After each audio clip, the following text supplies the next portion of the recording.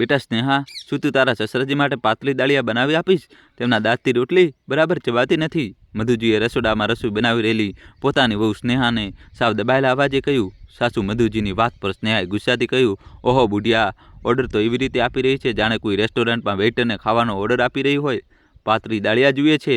અરે મેં શું બધાનો કોન્ટ્રાક્ટ લઈ રાખ્યો છે કે મોં ઉઠાવીને ફરમાઈશ કરવા ચાલી આવી? જા અહીંથી, હવે મારા માથે નાચતી ન રહે, મને ઘણું કામ છે. વહુના કડવા વંચનો સાંભળીને મધુજી ડરી જાય છે અને આંસુ મોતીની જેમ પોપચામાંથી ટપકવા લાગે છે. આંસુ લૂછીને માથું ઝુકાવીને તે પોતાના રૂમમાં પાછી આવે છે. પત્નીનો ઉતરી ગયેલો ચહેરો જોઈને પતિ મોહનસિંહજી તેમનું મન પારખવામાં મોડું કરતા નથી અને મધુજી કંઈ કહે તે પહેલાં જ તે પત્નીને પોતાની પાસે બેસાડીને તેમનો હાથ પોતાના હાથમાં લઈને સમજાવતા અને દિલાસો આપતા કહે છે, કેમ ઉદાસ થાય છે મધુ? સંતાનો તો એમની પણ છે. આજે જેવો વ્યવહાર આ લોકો આપણી સાથે કરશે તેવો જ વ્યવહાર એમના સંતાન કાલે એમની સાથે કરશે. તું જો મધુ, જ્યારે આપણે આપણા માતા પિતાજીની દિવસ રાત સેવા કરી ત્યારે પણ આપણને પોતાના સંતાનને કારણે આવા દિવસો જોવી પડી રહ્યા છે. પછી આ લોકો તો આપણી સેવા કરવી તો દૂર, આપણી સાથે આટલો દુર્વ્યવહાર કરે છે. તો વિચાર, એમના સંતાન તેમને કેવા કેવા દિવસો જોવા પર મજબૂર કરશે. મધુજી, તમે છોડો આ લોકોને. હજુ ભગવાનની દયાથી મારા હાથ એકદમ સાજા સલામત છે. હું તો ખુદ પણ બનાવીને ખાઈ શકું છું. બસ એ ડાકણ સ્નેહા જ મને રસોડામાં પગ મૂકવા નથી દેતી, જાણે કે હું કોઈ અછૂત હોઉં. મા બાપે નામ તો સ્નેહા રાખ્યું છે પણ સ્વભાવ એકદમ નામથી વિપરીત છે. તમે થોડી રાહ જુઓ, તે જમવાનું બનાવીને પોતાના રૂમમાં જતી રહે, પછી હું તમારા માટે દલિયા બનાવીને લાવીશ. થોડીવાર પછી સ્નેહાના રૂમમાં ગયા બાદ મધુજી પતિ મોહનજી માટે દાલિયા બનાવી લાવ્યા અને ખૂબ પ્રેમથી તેમને આપ્યું. મધુજી અને મોહનજીના લગ્નને લગભગ 32 વર્ષ પૂરા થવા આવ્યા હતા. જ્યારે મધુજીના લગ્ન મોહનજી સાથે થયા હતા ત્યારે તે ફક્ત 18 વર્ષની હતી. ખૂબ જ દુબળી પાતળી, પરંતુ સ્વભાવ એવો કે સાસરીમાં આવતા જ પતિથી લઈને સાસુ સસરા સુધી બધાનું મન જીતી લીધું હતું. જ્યાં મધુજી નટખટ અને ચંચળ સ્વભાવના હતા, ત્યાં બીજી બાજુ મોહનજી હટકટ સ્વાભિમાની સ્વભાવના ગભરું જુવાન હતા. મોહનજી પ્રાઇવેટ જોબ હતી. લગ્નના 2 વર્ષ પછી મધુજીએ પ્યારા દીકરા સાર્થકને જન્મ આપ્યો, જેના આવવાથી મધુ અને મોહનજીનો પરિવાર જાણે પૂરો જ થઈ ગયો. પરંતુ કમનસીબે 3 વર્ષની ઉંમરે જ શીતળાની બીમારીને કારણે સાર્થક ભગવાનને પ્યારો થઈ ગયો. સાર્થકના ગયાની સાથે જ મધુ અને મોહનજીની હસી ખુશી પણ ક્યાંક ગાયબ થઈ ગઈ. ઉદાસી અને વીરાનીએ ઘરમાં પગ જમાવી દીધા. પરંતુ આ ઉદાસીના વાદળો વિખેરાયા મધુ અને મોહનજીના બીજા દીકરા સચિનના જન્મથી. તેની કિલકારીઓએ ઘરને ફરીથી જીવંત કરી દીધું અને પછી સચિનના જન્મના 3 વર્ષ બાદ એક નાની ઢીંગલી વંદનાના આગમનથી મધુ અને મોહનજીનો પરિવાર ફરીથી સંપૂર્ણ થઈ ગયો. નાની ઢીંગલી વંદના આવતા જ મોટાભાઈ સચિન અને બંને માતા પિતાનું રમકડું બની ગઈ. બંને માતા પિતા પોતાના બંને બાળકોને ખૂબ પ્રેમ કરતા હતા. બંને દંપતીએ ખૂબ જતન અને સ્નેહથી પોતાનું ઘર સિંચ્યું હતું. મોહનજી પ્રાઇવેટ નોકરી હોવા છતાં પણ એક એક પૈસો જોડીને બંનેએ પોતાના સપનાનો મહેલ ઊભો કર્યો હતો. બંનેએ ખૂબ મહેનત કરીને પોતાનું જે સુંદર અને મોટું ઘર બનાવ્યું હતું તે તેમના માટે મહેલથી ઓછું ન હતું. પોતાના બંને બાળકોના ઉછેરમાં પણ તેમણે ક્યારેય ખાવા પીવાની કોઈ કમી રાખી નહોતી. બંને બાળકો સચિન અને વંદનાના શિક્ષણ પર તેમણે ખૂબ ભાર મૂક્યો. મધુજી એક સમજદાર ગૃહિણીની જેમ પતિની નાની કમાણીમાં પણ તિનકા જોડીને પોતાના બંને બાળકોને સારા સ્કૂલ અને કોલેજમાં ભણાવ્યા. વંદના બિલકુલ પોતાની માની છબી હતી, સુંદર, સુશીલ અને થોડી નટખટ. મધુ અને મોહનજી વંદનાના લગ્ન દીકરા પહેલાં કરવા માંગતા હતા, તેથી તેમણે વંદનાનું BSc પૂરું થયા પછી જ એક સારા પરિવારમાં તેનું સગપણ નક્કી કરી દીધું. અને પછી 3 મહિના પછી જ વંદનાના લગ્ન ધીરજ સાથે સંપન્ન થઈ ગયા. મધુ અને મોહનજીને ધીરજના રૂપમાં જમાઈ નહીં પણ એક વધુ દીકરો મળ્યો હતો. ધીરજ ખૂબ જ સમજદાર, સંસ્કારી અને સારા સ્વભાવવાળા વ્યક્તિ હતા. તેઓ મધુ અને મોહનજીને પોતાના માતા પિતાને સમાન આદર સન્માન આપતા હતા. દોસ્તો, કહાની છેલ્લા સુધી જોજો. ધીરજજી રેલવેમાં સરકારી કર્મચારી હોવાને કારણે તેમની બદલી થતી રહેતી હતી. આથી તેઓ મધુ અને મોહનજીને મળવા બહુ ઓછા આવી શકતા હતા. પરંતુ તેમની 8 વર્ષની વહાલી દીકરી સૌમ્યા તેના નાના નાનીને મળવા હંમેશા ખૂબ ઉત્સાહિત રહેતી. સચિને પ્રાઇવેટ નોકરી મળ્યા પછી તેને પણ પોતાની પસંદગીની છોકરી સ્નેહા સાથે લગ્ન કરી લીધા. સચિને સ્નેહાની જે છબી પોતાના માતા પિતા સામે દર્શાવી હતી તેનાથી મધુ અને મોહનજીને લાગ્યું કે વહુના આવવાથી ઘરની રોનક વધુ વધી જશે, પરંતુ તેનાથી વિપરીત સ્નેહાના આવવાથી જાણે ઘરના બધા રંગ ફીકા પડી ગયા હતા. તેમના નામથી વિપરીત તેનું વ્યક્તિત્વ કઠોર, નિર્દયી અને બેહદ બદતમીજ હતું. સાસુ સસરાને માન સન્માન આપવાનું તો દૂરની વાત છે, તે તો સાસુ સાથે એવું વર્તન કરતી હતી જાણે મધુજી તેની સાસુ નહીં પણ સ્વતન હોય. આજે પણ સ્નેહા ગુસ્સાથી લાલગુમ થઈ પતિના આવવાની રાહ જોઈ રહી હતી. જેવો સચિન ઓફિસેથી ઘરે આવ્યો, તેને આવતાની સાથે જ સચિન પર આંખો કાઢીને ભડકાવવાનું શરૂ કરી દીધું. કેમ જી, તમારા વૃદ્ધ મા બાપે મને શું સમજી રાખ્યું છે? હું કોઈ નોકરાણી છું કે કોઈ એલાદીના ચિરાગમાંથી નીકળેલો જીન છું કે જ્યારે જુઓ ત્યારે તમારા વૃદ્ધ મા બાપ મારી સામે ખાવાની નવી નવી ફરમાઈશ લઈને પહોંચી જાય છે? સચિન પણ બિલાડીની જેમ ચૂપચાપ સ્નેહાની કડવી વાતો સાંભળી રહ્યો હતો. સ્નેહા ફરી બોલી, તમે શું કહ્યું હતું લગ્ન પહેલાં મને કે સ્નેહા ડાર્લિંગ, તું તો મારા દિલની મલિકા છે, તને તો હું મારા ઘરમાં રાણી બનાવીને રાખીશ, તારા માટે ચાંદ તારા તોડી લાવીશ, અને અહીં જુઓ રાણીને બદલે મને નોકરાણી બનાવી દીધી છે. અરે હું એકલી શું કરું? તમારું કામ કરું, તમારા બે સપૂતોને સંભાળું, કે પછી એ બંને વૃદ્ધોની સેવા કરું, કે એમની ફરમાઈશ પૂરી કરું? સચિન ડરતા કહે છે, સ્નેહા ડાર્લિંગ, તું ગુસ્સો કેમ કરે છે? અરે માં કયા કામમાં આવશે? તું એની પાસેથી કામ કેમ નથી કરાવતી? આખો દિવસ ખાઈ પીને પથારી તો તોડે છે બંને વૃદ્ધો. પતિની વાત સાંભળીને સ્નેહા ફરી આંખો કાઢતા કહ્યું, નાજી, મારે ના એમનું કામ કરવું છે અને ના એમની પાસેથી મારું કામ કરાવવું છે. તમે શું ઈચ્છો છો કે એમની પાસેથી મારું કામ કરાવીને હું મારું કામ બગાડી લઉં?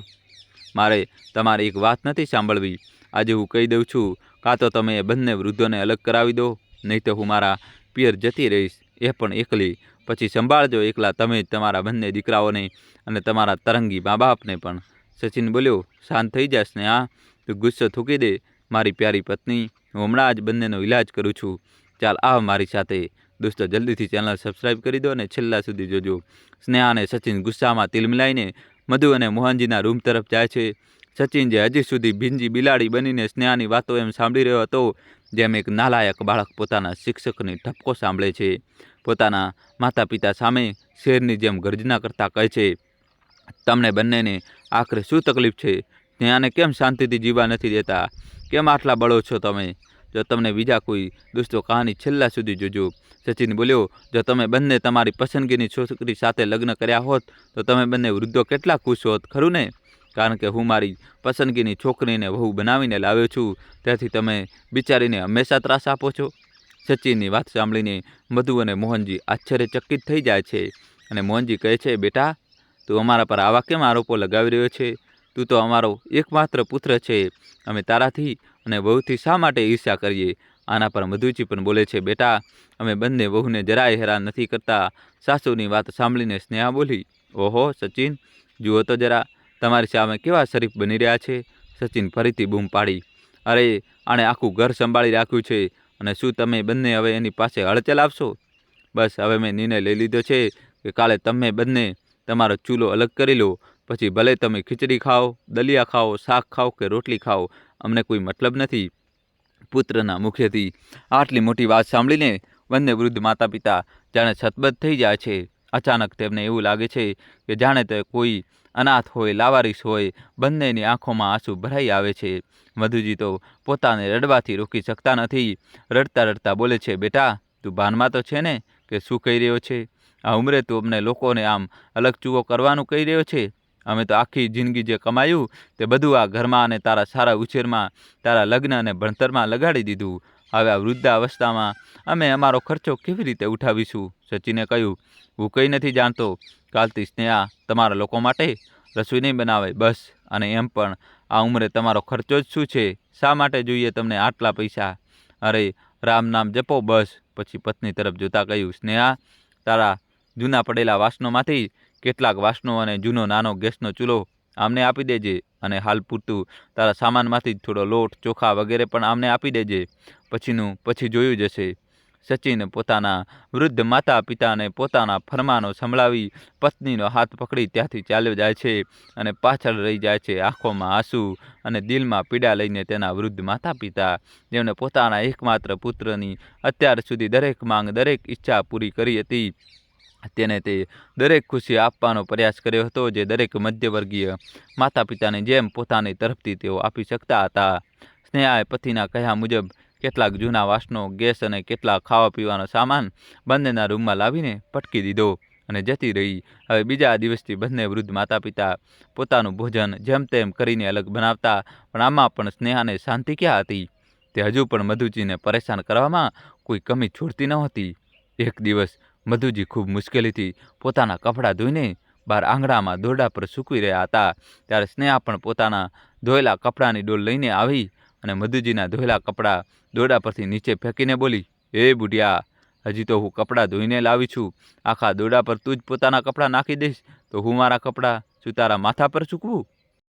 મધુજીને સ્નેહાની આ બેહુદી હરકત પર ગુસ્સો તો ખૂબ આવ્યો, પરંતુ પોતાના ગુસ્સા પર કાબૂ રાખતા નીચે પડેલા કપડાં ફરીથી ઉઠાવી લીધા અને પાછળથી ધોઈને આ વખતે તે છત પર સૂકવવા ચાલી ગઈ. કારણ કે તે એક સમજદાર મહિલા હતી, તેથી તે જાણતી હતી કે આવા લોકો સાથે દલીલ કે ઝઘડામાં પડવું સમજદારી ભર્યું નથી. બીજા દિવસે બહાર આંગણામાં બનેલી ટાંકી પર મધુજી પોતાના એઠા વાસણો ધોવા બેઠા તો સ્નેહા ફરીથી તેમને જોઈને દોડતી પોતાના પણ વાસણો ધોવા માટે લઈ આવી અને બોલી, "ચાલ હટ બુઢી, પહેલાં મને વાસણ ધોવા દે, તું મારા પછી ધોજે." વહુની વાત પર મધુજી બોલ્યા, "વહુ, તું તો તારા રસોડામાં પણ સિંકમાં વાસણ ધોઈ શકે છે, અહીં મને ધોવા દે." સાસુની વાત પર સ્નેહા મોઢું બગાડતા બોલી, "હું તારી ગુલામ નથી બુઢી કે તારા ઈશારે નાચું. જે તું બોલે તે જ કરું, જ્યાં તું બોલે ત્યાં વાસણ ધોવું." વહુની વાત સાંભળીને મધુજી એકવાર ફરીથી ગુસ્સાનો ઘૂંટડો પીને રહી ગયા.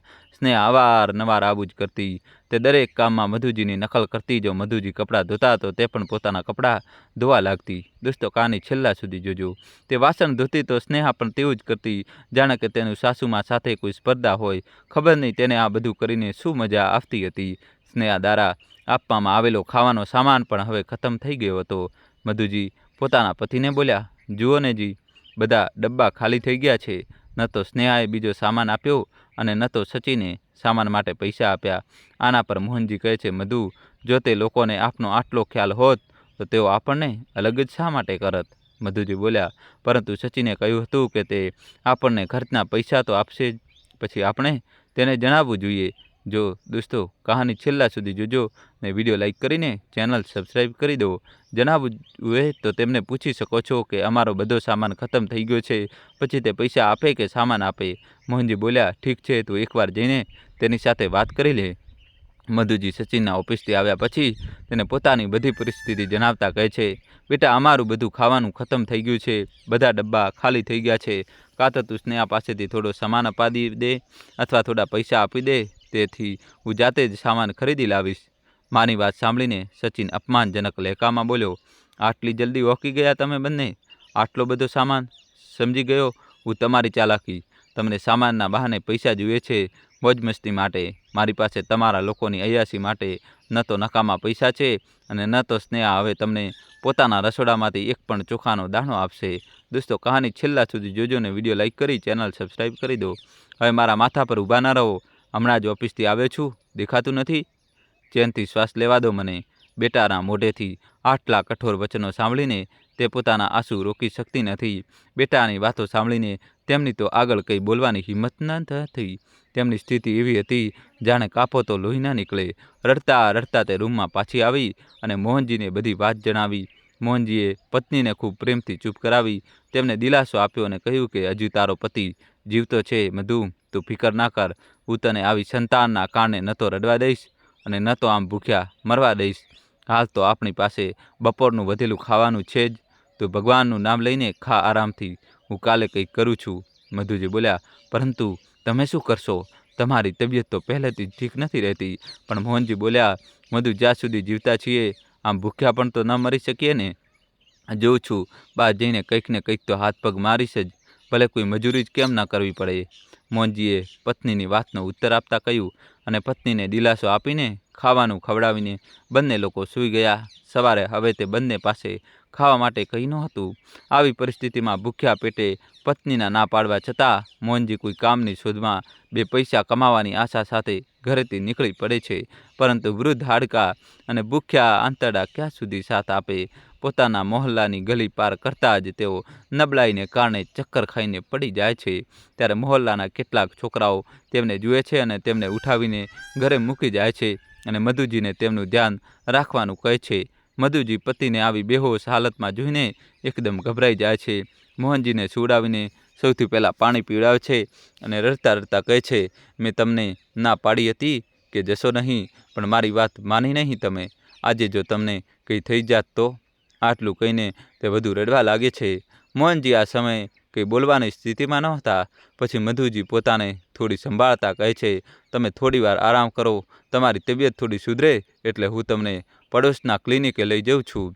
શર્માજીનો ડૉક્ટર દીકરો તો તમારો ખૂબ આદર સન્માન કરે છે, તમારી પાસેથી થોડા ઘણા દવાના પૈસા પણ નથી લેતો. થોડીવાર પછી મધુજી મોહનજીને ટેકો આપીને પડોશના ક્લિનિકમાં લઈ જાય છે. તો ડૉક્ટર તેમને દાંત લગાડવાનું સૂચન આપતા કહે છે કે કાકાજીને કોઈ દવાની જરૂર નથી, તેમને સારા ખાનપાનની જરૂર છે.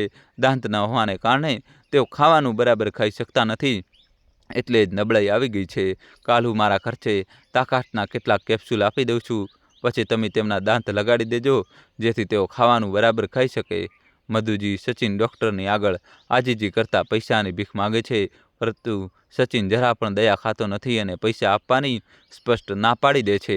અને તે દિવસે તેના બીમાર વૃદ્ધ માતા પિતાને ઘરમાં એકલા છોડીને પત્ની અને બાળકો સાથે 5 દિવસની ટ્રીપ પર નીકળી જાય છે. દોસ્તો, કહાનીમાં હવે નવો ટ્વિસ્ટ આવશે, છેલ્લા સુધી રહેજો. સંયોગવશ તે જ દિવસે સચિનના ગયા પછી ભગવાન મસીહા બનીને વંદના અને ધીરજને મોકલી આપે છે.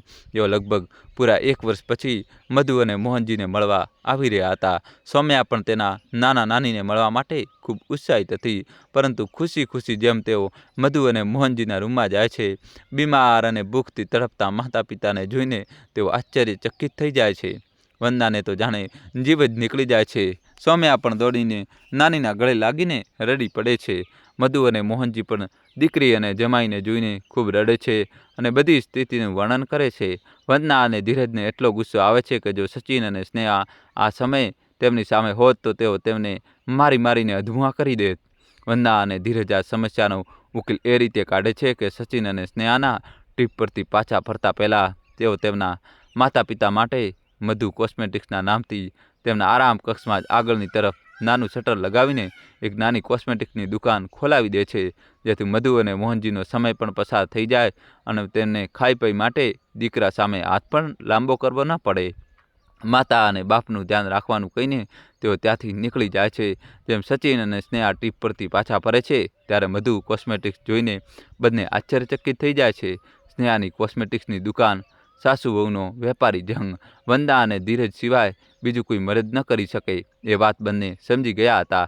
સ્નેહા જે દરેક કામમાં તેની સાસુની નકલ કરતી હતી, તેને સાસુની દુકાન જોઈને ગુસ્સામાં તેના પતિને કહ્યું, જોયું, આ વૃદ્ધમાં હજુ કેટલી શક્તિ છે.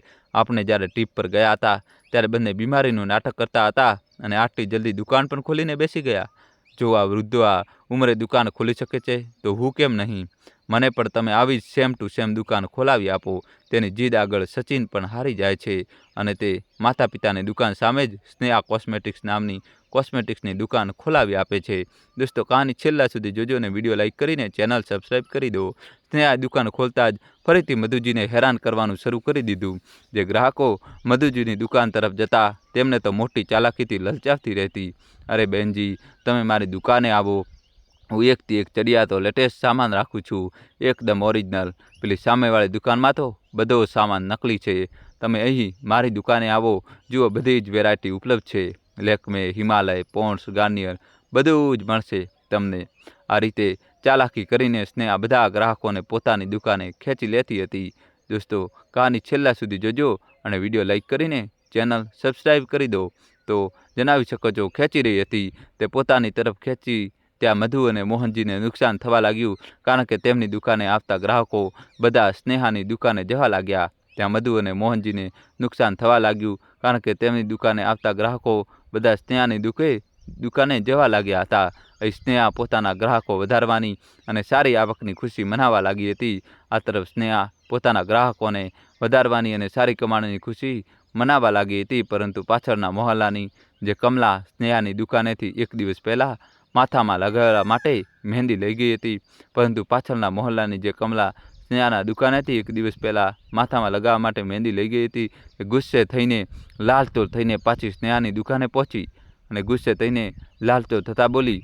તે ગુસ્સે થઈને લાલચોળ થઈને પાછી સ્નેહાના દુકાને પહોંચી અને લાલચોળ થતાં બોલી. દોસ્તો, કહાનીમાં જોડાયેલા રહેજો, હજી કહાની બાકી છે. કહાનીમાં નવો ટ્વિસ્ટ આવશે. જલ્દીથી વિડીયો લાઇક કરીને ચેનલ સબસ્ક્રાઈબ. ઓ સ્નેહા મેડમ, દેખ તારી દુકાનેથી ખરીદેલી મહેંદીએ મારા માથાની શું હાલત કરી નાખી. દેખ આંખો ફાડીને મારા કેટલા વાળ ખરી ગયા. એક જ રાતમાં તારી મહેંદીએ મને ટાલી બનાવી દીધી. આ સ્નેહા મેડમ, જુઓ તમારી દુકાનેથી ખરીદેલી મહેંદીએ મારા માથાની શું હાલ કરી દીધું. જુઓ આંખ ફાડીને મારા કેટલા વાળ ખરી ગયા. એક જ રાતમાં તમારી મહેંદીએ મને ટાલીઓ બનાવી દીધો. સ્નેહા બોલી, હું તો મારી દુકાને એકદમ ઓરિજિનલ સામાન રાખું છું. આ સાઇડ ઇફેક્ટ તમને કોઈ બીજી વસ્તુથી થયો હશે. સ્નેહા બોલી, હું તો મારી દુકાનેથી એકદમ અસલી સામાન રાખું છું. આ સાઇડ ઇફેક્ટ તમને કોઈ બીજી વસ્તુથી થયો હશે. કમલા બોલી, અરે એક તો ચોરી, ઉપરથી સીનાજોરી, એક તો ડુપ્લિકેટ એક્સપાયર્ડ સામાન વેચે છે, ઉપરથી પોતાને ભૂલ પણ નથી માનતી. કમલા બોલી, અરે એક તો ચોરી, ઉપરથી સીનાજોરી, એક તો ડુપ્લિકેટ એક્સપાયર્ડ સામાન વેચે છે અને ઉપરથી પોતાને ભૂલ પણ નથી માનતી. જો તું હમણાં બધા મોહલ્લાને ભેગો કરું છું. દોસ્તો, કહાની છેલ્લા સુધી જોજો અને જલ્દીથી વિડીયો લાઇક કરીને ચેનલ સબસ્ક્રાઈબ કરી દો. જુઓ, હું હમણાં પૂરા મોહલ્લાને ભેગો કરું છું. રેણુ, શિખા, વિમલા, રૂબી, આવો બધા અહીં આવો. જુઓ ભાઈ, બધા લોકો જુઓ આ સ્નેહાની સીનાજોરી. રેણુ, શિખા, વિમલા, રૂબી, આવો બધા અહીં આવો. જુઓ ભાઈ, આ બધા લોકો જુઓ આ સ્નેહાની સીનાજોરી. દોસ્તો, અમુક વસ્તુઓ રિપીટ થઈ છે, જોતા રહેજો, ભૂલ થઈ છે થોડી. કમલાનો અવાજ સાંભળીને બધા લોકો સ્નેહાની દુકાન સામે ભેગા થઈ જાય છે અને ઘણી બધી મહિલાઓ પણ સ્નેહાના સામાનની ફરિયાદ કરે છે. કમલાનો અવાજ સાંભળીને બધા લોકો સ્નેહાની દુકાન સામે ભેગા થઈ જાય છે અને ઘણી બીજી મહિલાઓ પણ સ્નેહાના સામાનની ફરિયાદ કરે છે. કોઈના મોં પર સ્નેહાની દુકાનેથી ખરીદાયેલી ક્રીમથી ખીલ થઈ જાય છે, તો કોઈના વાળ કાળા થવાને બદલે સફેદ થઈ જાય છે. કોઈના મોં પર સ્નેહાની દુકાનેથી ખરીદેલી ક્રીમથી ખીલ થઈ જાય છે, તો કોઈના વાળ કાળા થવાને બદલે સફેદ થઈ જાય છે. બધી મહિલાઓ પોતાની ફરિયાદો લઈને સ્નેહા પર ગુસ્સે થાય છે અને બધી મહિલાઓ તેની પાસેથી પોતાના સામાનના પૈસા પાછા માંગવા લાગે છે. દોસ્તો, અમુક વસ્તુઓ રિપીટ થઈ છે, જોડાયેલા રહેજો. વિડીયો લાઇક કરી ચેનલ સબસ્ક્રાઈબ કરી દો. બધી મહિલાઓ પોતપોતાની ફરિયાદો લઈને સ્નેહા પર ગુસ્સે થાય છે અને બધી મહિલાઓ તેની પાસેથી પોતાના સામાનના પૈસા પાછા માંગવા લાગે છે. સ્નેહા આટલી બધી મહિલાનો એકસાથે જોઈને ગભરાઈ જાય છે, કારણ કે ચોરની દાઢીમાં તનકલું તો હોય જ છે. સ્નેહા આટલી બધી મહિલાઓને એકસાથે જોઈને ગભરાઈ જાય છે, કારણ કે ચોરની દાઢીમાં તનકલું તો હોય જ છે. તે ખરેખર ઓછા ભાવમાં વધુ લાભ મેળવવા માટે ડુપ્લિકેટ સામાન લાવતી હતી. તે ખરેખર ઓછા ભાવમાં વધુ લાભ કમાવા માટે ડુપ્લિકેટ સામાન લાવતી હતી. જ્યારે મધુ અને મોહનજી એકદમ ઓરિજિનલ સામાન લાવતા હતા. હવે આ બધા ગ્રાહકો ફરીથી મધુ કોસ્મેટિકથી જ સામાન ખરીદવા લાગે છે. અને દુકાન ચાલી જાય છે. દોસ્તો, કહાની રિપીટ થઈ છે, માફ કરજો. સ્નેહાને દુકાને હવે કોઈ પક્ષીનું બચ્ચું પણ જતું ન હતું, પરંતુ તેને પોતાના ખર્ચા એટલા બધા વધારી દીધા હતા કે આટલી ઓછી દુકાનદારીમાં તે પૂરા નહોતા થતા. તે ફરીથી બિચાર રૂમો લઈને પોતાની સાસુ મધુજી પાસે 10 દિવસના વાયદા પર થોડા પૈસા ઉધાર માંગવા આવે છે. મોહનજી તો મધુજીને ના પાડે છે, પરંતુ મધુજી તેની રડમત સુરત જોઈને પીગળી જાય છે અને પૈસા આપી દે છે. દોસ્તો, કહાની છેલ્લા સુધી જોજો ને વિડીયો લાઇક કરી ચેનલ સબસ્ક્રાઈબ કરી દો. પરંતુ જ્યારે સ્નેહા 15-20 દિવસ પછી પણ પૈસા પાછી નથી આપતી, ત્યારે મધુજી તેની પાસે પૈસા માગતા કહે છે, વહુ, તે તો 10 દિવસના વાયદાથી પૈસા લીધા હતા. 20 દિવસ વીતી ચૂક્યા છે. દુકાનનો બધો સામાન ખતમ થઈ ગયો છે. મારે સામાન લાવવાનો છે, લાવો, પૈસા આપ. મધુજી મોટા આશાભર્યા સ્વરમાં સ્નેહાને બોલે છે, તો સ્નેહા નાકમો ચઢાવીને બોલે છે, બુઢિયા, તે પણ હદ કરી દીધી છે. હું ક્યાં તારા પૈસા લઈને ભાગી રહી છું. એક તો તે મારા ગ્રાહકો તોડી નાખ્યા, ઉપરથી મારી પાસે વારંવાર પૈસા માગે છે. હું ક્યાંય ભાગી નથી રહી. મળી જશે તારા પૈસા ત્યારે તારો દીકરો મને આપશે. પણ વહુ, તું તો બોલી રહી છે કે હું વારંવાર પૈસા માગું છું. મેં ક્યારે માગ્યા? 10 દિવસના વાયદાના લીધા હતા. આજે 20 દિવસે પહેલી વાર બોલી છું. આજે પણ મેં 100 વાતો સંભળાવી દીધી. ઓહો બુઢિયા, તારા તો વધારે પર નીકળી આવ્યા છે. કેટલું બોલતા આવડી ગયું છે તને. જરા સરખું કામ ચાલતા જ મારી આહ ન લઈશ. બુઢિયા, તું ક્યારે ફળ ફૂલીશ નહીં.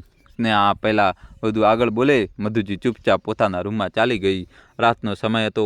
મધુજીને જમવાનું પણ બનાવવાનું હતું, તો મધુએ વહુ સાથે વધુ મોં મારીને ઝઘડવું જરૂરી ન સમજ્યું. શું જીવન છે જી? દીકરા, હું ક્યારેય પૂછતા નથી, ક્યારેક પૈસા આપતા નથી. હવે અમારા પૈસા પણ લઈને પાછા આવવાનું નામ નથી લેતા. આવું ક્યાં સુધી ચાલશે જી? મધુજીએ જમવાનું બનાવતા પોતાના પતિને કહ્યું.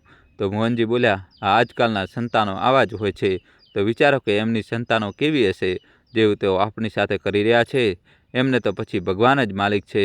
અને જો હવે તમે એક પણ પૈસો આ કપૂતરને આપ્યો તો મારાથી ખરાબ કોઈ નહીં હોય. હાજી, જાણું છું, આગળથી ધ્યાન રાખીશ. ચલો હવે જમીએ. બંને જમે છે અને આરામથી સૂઈ જાય છે. સવારે વહેલા ઉઠી પૂજાપાઠ કરી નાહી ધોઈ રોજની જેમ મધુજી અને મોહનજી દુકાન પર જાય છે તો જુએ છે કે દુકાન આગળ ખૂબ ગંદકીવાળો કચરો પડ્યો હતો. બંને જ્યારે જોયું તો ઉબકા આવવા માંડ્યા. બંને બહુ મુશ્કેલીથી ગંદકી સાફ કરી, ધોઈ અને ધૂપબત્તી કરી. દોસ્તો, કહાની છેલ્લા સુધી જોજો. હવે નવો ટ્વિસ્ટ આવશે. ત્યારે જઈને કંઈક મન ઠીક થયું.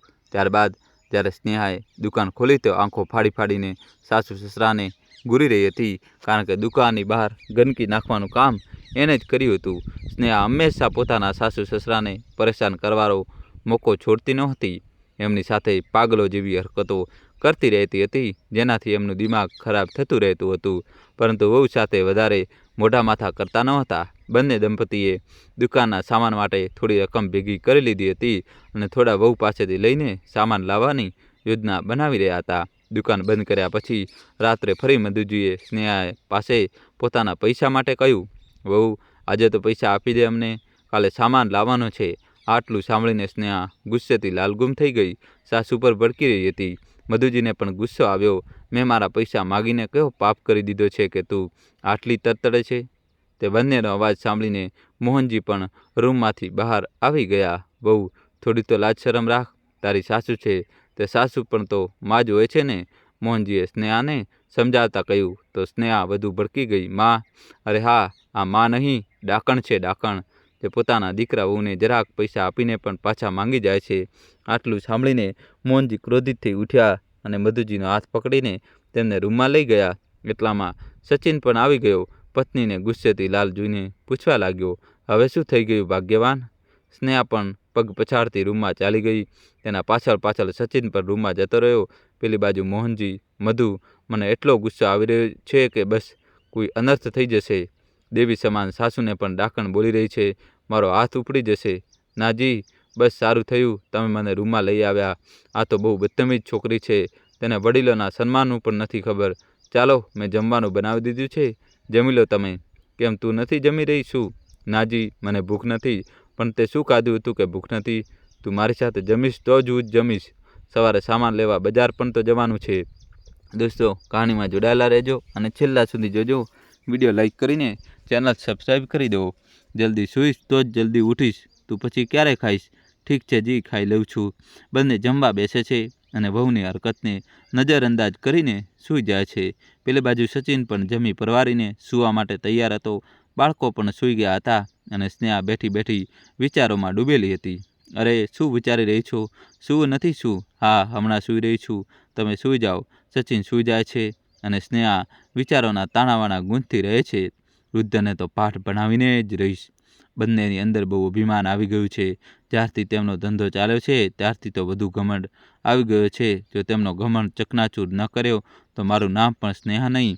તે આખી રાત આ જ ફિરાકમાં હતી કે ક્યારે સાસુ સસરા સૂવે અને ક્યારે તેમના પૈસા સાફ કરવું. રાતના 2 વાગી ચૂક્યા હતા. તે પોતાની ખુરાફાતી યોજનામાં ક્યારેક રૂમમાંથી બહાર આવતી તો ક્યારેક અંદર જતી. પછી બહાર ગઈ. સાસુ સસરાના રૂમમાં છુપાઈને જોયું તો બંને ઘસઘસાટ ઊંઘી રહ્યા હતા અને નસકોરા બોલાવી રહ્યા હતા. તે ધીમા પગલે અંદર ઘૂસી અને કબાટ પાસે પહોંચી, જેમાં મધુજીએ સામાન લાવવા માટે 5000 રૂપિયા રાખ્યા હતા. તેણે આખી કબાટની તલાશી લીધી. તેને કંઈ ન મળ્યું. તેનું ધ્યાન સૂતેલા સાસુ સસરા પર જ હતું. ક્યાંક જાગી ગયા તો આખી યોજના ચોપટ થઈ જશે. કબાટમાંથી કંઈ ન મળતા તેનું મોં બગડી ગયું. બુઢિયાએ ક્યાં રાખ્યા છે પૈસા? બુઢિયા બહુ ચાલાક છે. તે પોતાના મનમાં વિચારી રહી હતી ત્યારે જ તેની નજર દીવા પર લટકાવેલા એક થેલા પર પડે છે. હો ન હો, વૃદ્ધે આમાં જ પૈસા રાખ્યા હશે. આ જ થેલો લઈને જવાના છે કાલે આ લોકો. ચલો આમાં પણ ચેક કરું. ત્યારે જ મોહનજી પડખું ફરે છે તો સ્નેહા ગભરાઈને નીચે બેસી જાય છે. તેમને સૂતેલા જોઈને ફરીથી ઊભી થાય છે અને દિવાલ પર લટકાવેલા થેલામાં જેવો હાથ નાખે છે તો તેની અંદર એક વધુ નાનો થેલો હતો. તે તેને બહાર કાઢીને ચેક કરે છે તો તેમાં 200,000ની રકમ જોઈને તેની આંખો ચમકી ઉઠી. તે પૈસા જોઈને એટલી ઉત્સાહિત થઈ ગઈ કે એ જ થેલો લઈ ધીમા પગલે રૂમમાંથી બહાર આવી અને નિરાંતનો શ્વાસ લીધો. શુક્ર છે ભગવાનનો, સાપ પણ મરી ગયો અને લાકડી પણ ન તૂટી. એમ વિચારતી તે પોતાના રૂમમાં જઈને પૈસાવાળો થેલો પોતાની અલમારીમાં મૂકી દે છે અને પલંગ પર પડખું ફરીને આરામથી સૂઈ જાય છે।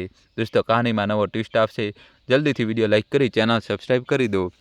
દરરોજની જેમ મધુજી અને મોહનજી સવારમાં ઉઠીને નાહી ધોઈ પૂજાપાઠ કરી નાસ્તો કરી જવા માટે થેલો ઉપાડીને તેમાં હાથ નાખે છે તો તેમાં થેલો ન જોઈને ગભરાઈ જાય છે। થેલાને વારંવાર ચેક કરે છે, એને આમ તેમ ફેરવીને જોતા રહે છે।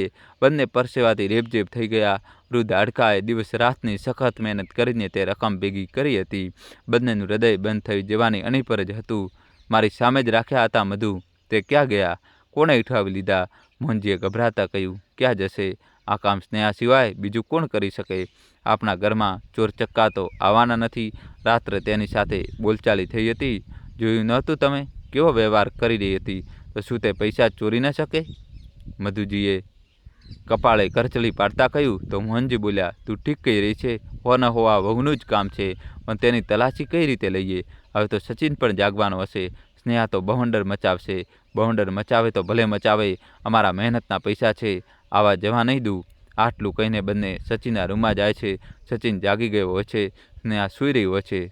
સવારમાં અચાનક પોતાના માતા પિતાને પોતાના રૂમમાં જોઈને સચિન હેરાન રહી જાય છે। શું વાત છે, તમને બંનેને શરમ ના આવી? શું દીકરા વહુના રૂમમાં ઘૂસી આવ્યા છો? અમને તો શરમ છે, તારી પત્નીને જ શરમ નથી, જે રાત્રે ચોરી કરતી ફરે છે। મોહનજીએ કહ્યું તો સચિન ચીસો પાડી ઉઠ્યો, જુબાન સંભાળીને વાત કરો, હોશમાં પણ છો? શું બોલી રહ્યા છો? સચિનનો જોરદાર અવાજ સાંભળીને સ્નેહા અને બાળકો પણ ઊભા થઈ ગયા। શું વાત છે જી, શું થયું? સવારે આ લોકો આપણા રૂમમાં શું કરી રહ્યા છે? દોસ્તો કહાની છેલ્લા સુધી જોજો, નવો ટ્વિસ્ટ આવશે। વહુ એટલી બોળી ના બન, અમને બધું ખબર છે, મધુજી બોલ્યા। તો સ્નેહા અહીં પણ તડક ભડક બોલી, શું ખબર છે? તમે અમારા પૈસા ચોર્યા છે, કાઢો અમારા પૈસા। આટલું સાંભળીને સ્નેહા ગુસ્સે ભરાય છે અને સાસુ પર હાથ ઉપાડવા જઈ રહી હોય છે, ત્યાં મોહનજી તેનો હાથ પકડી લે છે। ઉઠાવીને બતાવ જરા હાથ, મોહનજી ગુસ્સામાં બોલે છે તો સચિનને ગુસ્સો આવી જાય છે, કેવો વ્યવહાર કરી રહ્યા છો મારી પત્ની સાથે બુઢ્ઢા? એક તો ખોટો આરોપ લગાવી રહ્યા છો, ઉપરથી આટલો ખરાબ વ્યવહાર કરી રહ્યા છો, તો પછી તલાશી લેવડાવ તમારા રૂમની જો ખોટો આરોપ હોય તો। સચિનને એટલો અંદાજ નહોતો કે તેની પત્ની ચોરી કરે છે। તેણે તરત જ બોલી દીધું, લઈ લો તલાશી, કરી લો તમારા મનની, જો ન મળે ને પૈસા તો પછી જોજો તમે બુઢ્ઢાઓને। આટલું સાંભળીને સ્નેહા તો કબાટ સામે ઊભી રહીને પોતાની બેવકૂફીના પુરાવા આપી દે છે। સચિન કહે છે કે જ્યારે તે ચોરી કરી જ નથી તો લઈ લેવા દો તલાશી। સ્નેહા કબાટ સામે જ અડી રહી તો સચિને તેને પકડીને પોતાની પાસે ખેંચી લીધી। સ્નેહા બોલતી રહી, તેમાં કંઈ નથી, પણ સચિને તેને પકડી રાખી અને બોલ્યો, લઈ લો તલાશી। દોસ્તો કહાનીમાં હવે નવો ટ્વિસ્ટ આવશે, જલ્દીથી વિડીયો લાઇક કરીને ચેનલ સબસ્ક્રાઈબ કરી દો। જેમ જ મોહનજી કબાટમાં ઘૂસ્યા તો તે જ થેલો કપડાની અંદર છુપાવીને રાખેલો હતો। તેને જોતાં જ સ્નેહાની આંખો શરમથી ઝૂકી જાય છે અને સચિનની આંખો ફાટી રહી જાય છે। તે સ્નેહા તરફ જુએ છે તો સ્નેહા ખીલિયાણી બિલાડીની જેમ ઊભી રહે છે। આ શું છે બેટા? મધુજી બોલ્યા, તારી પત્નીએ તો કશું જ ચોર્યું નહોતું, હવે આ શું છે? મોહનજી પણ બોલ્યા। સચિન ગુસ્સે થઈ ગયો અને પોતાના માતા પિતા પર જ ભડકી ઉઠ્યો, તમે બંને વૃદ્ધો જ આનું દિમાગ ખરાબ કરીને રાખો છો, અને જરૂરી થોડું છે કે તેણે જ રાખ્યું હોય? બની શકે કે તમે જ અમારી અલમારીમાં તમારો થેલો છુપાવી દીધો હોય। પોતાના પતિના મોઢેથી આ શબ્દો સાંભળીને સ્નેહાનું 1 કિલો લોહી વધુ ઉકળી ગયું। હાજી, આ બંને જ રાત દિવસ મને કંઈક ને કંઈક સંભળાવતા રહેતા હતા। મધુજી અને મોહનજી ગુસ્સાથી જોતા રહ્યા તો સચિન બોલ્યો, હવે આંખો ફાડીને શું જોઈ રહ્યા છો? નીકળો મારા રૂમમાંથી। સચિનના કટુ વચનો સાંભળીને બંને માતા પિતા ચૂપચાપ રૂમમાંથી બહાર આવી જાય છે। 5 મિનિટ પછી અચાનક સચિન અને સ્નેહા પર લાકડીઓનો પ્રહાર થાય છે। નીકળો મારા રૂમમાંથી, મારા ઘરમાંથી। મોહનજી અને મધુજી ગુસ્સાથી લાલગુમ થઈને સચિન અને સ્નેહાને લાકડીઓ વડે મારતા રહે છે। અમને જ અમારા ઘરમાંથી કાઢશો? અમારું જ ઘર અમને જ આંખો દેખાડીને કાઢો છો? હું બતાવું છું તમને। મોહનજી સચિનને અને મધુજી સ્નેહાને લાકડીઓ મારતા રહે છે અને બોલતા રહે છે, નપુતો, તમે બુઢાપામાં અમારું જીવન હરામ કરી દીધું છે, અમારો ખર્ચો નથી ઉપાડતા, અમારી સેવા નથી કરતા, અને જે અમે બુઢાપામાં જાતે કરીને પણ 2 રોટલી શાંતિથી ખાવા માંગીએ છીએ તે પણ નથી ખાવા દેતા। દીકરા બહુ હોવા છતાં અમને અમારી વૃદ્ધ હાડકાં ઘસીને દિવસ રાત મહેનત કરીને એક પૈસો ભેગા કરીએ છીએ, તે પણ ચોરી લો છો।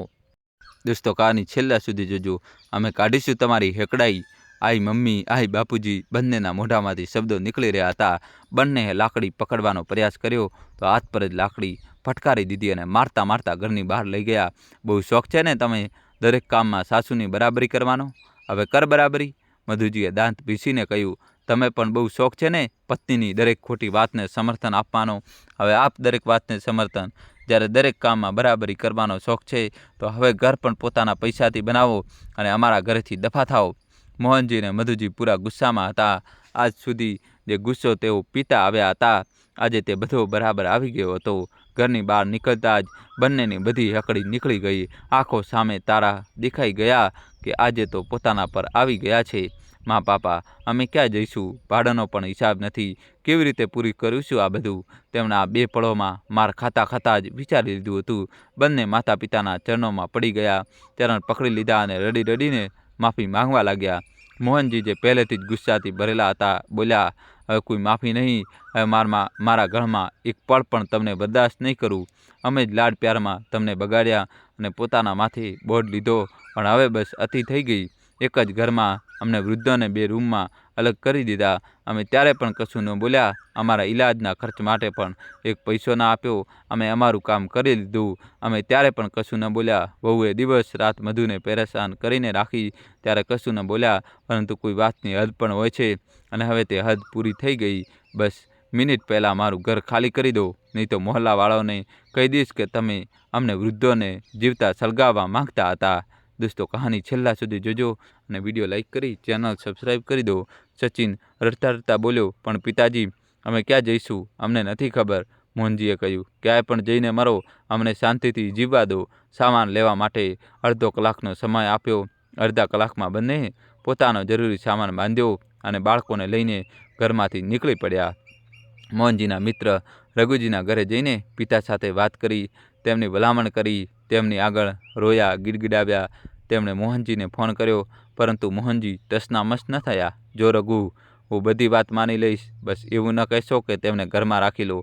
અમારી બાકી રહેલી જિંદગી અમે બંને વૃદ્ધ પતિ પત્ની હવે શાંતિથી જીવવા માંગીએ છીએ. તેમણે ગુસ્સામાં જોયું અને તેમની વાતોથી સહમત થઈને રઘુજીએ પણ તેમને ના પાડી દીધી. હવે બંને દરની ઠોકરો ખાવા મજબૂર થઈ ગયા. મોંઘવારીના સમયમાં ઘર બનાવવું મુશ્કેલ જ નહીં પણ અશક્ય છે. હવે બંનેને ભાડે રહેતા 5 વર્ષ વીતી ચૂક્યા હતા. બંનેમાં ખૂબ ઝઘડા થતા હતા. બંને બાળકો પણ સમજના થઈ રહ્યા હતા. હવે એ જ કહાણી તેમના બાળકો તેમની સાથે દોહરાવી રહ્યા હતા, જે તેમણે પોતાના માતા પિતા સાથે કરી હતી. દોસ્તો, કહાનીમાં નવો ટ્વિસ્ટ આવશે, જોડાયેલા રહેજો અને વિડીયો લાઈક કરી ચેનલ સબસ્ક્રાઈબ કરી દો. બીજી તરફ મોહનજી અને મધુજી શાંતિથી પોતાનું જીવન જીવવામાં વ્યસ્ત હતા. તેમણે ઘરથી થોડે દૂર એક મોટી દુકાન ખરીદી લીધી હતી, જે આસપાસના વિસ્તારોમાં ખૂબ જ પ્રખ્યાત થઈ ચૂકી હતી. બંને પણ ખૂબ પ્રખ્યાત થઈ ચૂક્યા હતા. દુકાનમાં બ્રાન્ડેડ કોસ્મેટિક સાધનો રાખ્યા હતા અને ખૂબ શાંતિ અને સુખ ચેનથી પોતાનું જીવન પસાર કરી રહ્યા હતા. જ્યારે તેમને કોઈ સવાલ કરતું કે તમે તમારા દીકરા બહુને ઘરમાંથી કેમ કાઢી મૂક્યા, તો મોટા ગર્વથી બોલતા, જ્યારે બાળકો વૃદ્ધ માતા પિતા પર અત્યાચાર કરીને તેમને ઘરમાંથી કાઢી મૂકે છે, તો માતા પિતા શા માટે તેમને કાઢી ન શકે? તેમના જીવતે જીવ અમે ઘૂંઘળાઈને જીવતા હતા અને તેમના ગયા પછી ખુલ્લો શ્વાસ લઈ રહ્યા છીએ. આવા સંતાન સાથે રહેવાનો શું ફાયદો, જેને વૃદ્ધાવસ્થામાં 2 દિવસ પણ સુખ ન મળ્યું હોય? તેમની વાતોની બધા પ્રશંસા કરતા હતા અને બધા તેમની સલાહ લેવા આવતા હતા. તો મિત્રો, આ તમને આ વાર્તા કેવી લાગી? જો સારી લાગી હોય તો વિડીયોને લાઈક કરી દો અને અમારી ચેનલને સબસ્ક્રાઈબ કરી લો. જો તમને વાર્તા સારી લાગી હોય અને કોમેન્ટ્સમાં જય શ્રી કૃષ્ણ લખવાનું ભૂલતા નહીં અને તમારા મિત્રો સાથે શેર કરજો. દોસ્તો, આ માતા પિતાએ સાચું કર્યું કે ખોટું એ અમને કોમેન્ટમાં જરૂર જણાવજો અને તમારો અભિપ્રાય કોમેન્ટમાં લખજો. દોસ્તો, ખૂબ ખૂબ ધન્યવાદ તમારો. દિલથી આભાર અમારી કહાની જોવા માટે.